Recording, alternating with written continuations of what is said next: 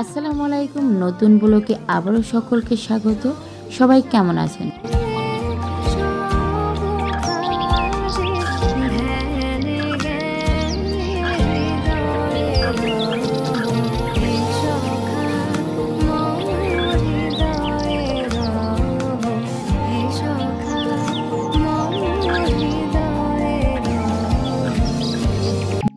বরাবরের মতো আমার এই ছোট্ট ব্লগে সকলকে স্বাগত। বাংলাদেশ ও বাংলাদেশের বাইরে যে যেখান থেকে এই ব্লগটি দেখছেন সবাইকে অসংখ্য ধন্যবাদ। মাঝে মধ্যে নিজের অজান্তে না চাইতে অনেক বিপদে পড়ে যায় মানুষ, তেমনই একটা বিপদে আমি পড়ে গেছি। তো সবাই আমার জন্য দোয়া করবেন, অবশ্যই আপনাদের সাথে শেয়ার করব ইনশাল্লাহ। কথা বলতে বলতে আজকের ব্লগটাও কিন্তু আমি শুরু করে দিয়েছি। আমি লাইভ করতেছিলাম ফেসবুকে পেজে। যারা আমার ফেসবুক পেজটি এখনও চেনেন না জানে না তাদেরকে বলবো আমার ফেসবুক পেজ একই নামে সাবিকুন নাহার ব্লগস। যাদের ভালো লাগে আমার পেজটি ফলো করে দিতে পারেন। এখানে আজকে রান্না করব মুড়ি ঘন্ট। মুড়ি ঘন্ট কিন্তু মুড়ি দিয়ে রান্না করে না, এটা জাস্ট যে কোনো ডাল বা 2-3 টাইপের ডাল দিয়েও রান্না করা যায়। তবে আমাদের মাদারীপুরে এই ডালটা 2-3 টাইপের দিয়েও রান্না করে। আমি কিন্তু আজকে মুগ ডাল দিয়ে রান্না করব। আসলে মুড়ি ঘন্ট মানেই মুগ ডাল, আমার কাছে তাই তো মনে হয়। মাছ যতই ধুয়ে রাখি না কেন এভাবে একটু গরম পানি দিয়ে ধুতেই হবে ফ্রিজ থেকে নামিয়ে। তো এই তো আমার মাছগুলো ধোয়া কমপ্লিট। এবার আমি ভালোভাবে হলুদ মরিচ লবণ সব কিছু মেখে নেব।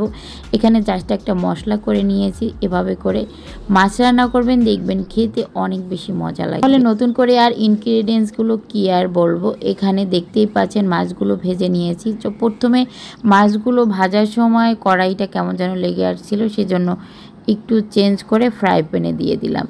তো সবাই আমার রান্না করার যে আসবাবপত্র সেগুলো দেখে ইগনোর করবেন, কারণ এটা আমার অ্যাভেলেবেল ইউজ করি। যারা অ্যাভেলেবেল ইউজ করে সেই জিনিসগুলো কিন্তু এরকমই হয়ে যায়।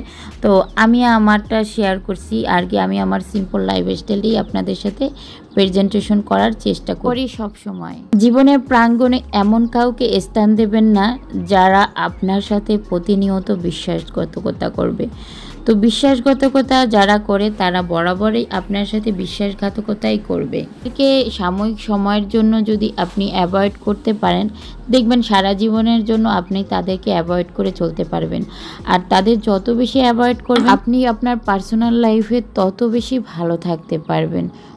প্রথমে একটু খারাপ লাগলেও পরে দেখবেন সেটাই আপনার অভ্যাসে পরিণত হয়ে গেছে এবং সেই অভ্যাসটা আপনাকে একটা ভালো সুসময় ফিরিয়ে দেবে। জীবনের প্ল্যাটফর্মে চলাটা যত না বেশি সহজ তার থেকে অনেক বেশি কঠিন।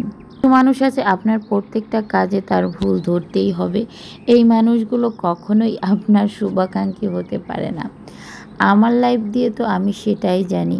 সে প্রয়োজনে আপনার সামনে আপনার প্রশংসা করবে এবং আপনার অগোচরে গিয়ে আপনার সমালোচনা করতেও একবারও ভাববে না, কারণ সেই মানুষগুলো কিন্তু আপনার আশেপাশেই আছে, আপনার আপনজন অতি নিকটাত্মীয় হতে পারে। তাই এই মানুষগুলো থেকে সবসময় সাবধানে থাকা উচিত, নিজেকে সচেতনভাবে দূরে রাখা উচিত।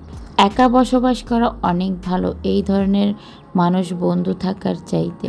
মাঝে মধ্যে মনে হয় এই সংসার ত্যাগ করে চলে যাই, আবার এই সংসারের আপন মানুষ হিসাবে সেই আপনার ভাইয়াকেই মনে হয় সুখে দুঃখে এই মানুষটাই আমার পাশে আছে বাবা মার পরে। যখন আপনার ভাইয়ের সাথে ঝগড়া হয় তখন মনে হয় যে এই জীবনটা বৃথা, এই লোকটার সাথে আর থাকা যাবে না। এটা কার কার মনে হয় বলে তো? আমার তো ভীষণভাবে মনে হয়। তো তারপর কিছুক্ষণ পরে আবার মনটা নরম হয়ে যায় এই মানুষটার জন্যই। কথা বলতে বলতে দেখতেই পাচ্ছেন আমার রান্না কিন্তু শেষ। আর বাসে আমার মেয়েটাও একটু ঘুরঘুর করতেছিল। ওরা সবসময় আসে বাট ওদের ভিডিওতে আনা হয় না। এই তো এখানে আমার রান্না সিম্পল রান্না। এখানে বেলে মাছ দিয়ে একটু ঝিঙা রান্না করেছিলাম আপনার ভাইয়ের জন্য।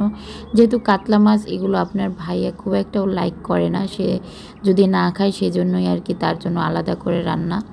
এটাই আসলে সত্যিকারের ভালোবাসা। আজকের ব্লগটা এ পর্যন্তই। সবাই ভালো থাকবেন। আল্লাহ হাফেজ।